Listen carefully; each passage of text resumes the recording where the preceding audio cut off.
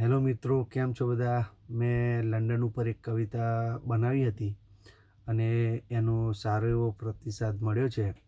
તો મેં આજે બીજી એક કવિતા બનાવી છે અને એનું ટાઇટલ રાખ્યું છે કે આ નવી પેઢી વિદેશ ચાલી. તો સાંભળો કે જોને આ યુવાન યુવતીઓને કેવી લત લાગી કે આ નવી પેઢી વિદેશ ચાલી. બાપ દાદાની મિલકત અને માના ઘરેણાં ગીરવે મૂકી આ નવી પેઢી વિદેશ ચાલી. સૂની પડી છે શેરીઓ, ભાગોળ અને શાળાઓ, આ નવી પેઢી વિદેશ ચાલી. મસ્ત મોટું ઘર મૂકીને એક નાની ઓરડીમાં પડી રહેવા આ નવી પેઢી વિદેશ ચાલી. મસ્ત ઘી ગોળનું પીપળું મૂકીને બ્રેડના ડૂચા ખાવા આ નવી પેઢી વિદેશ ચાલી.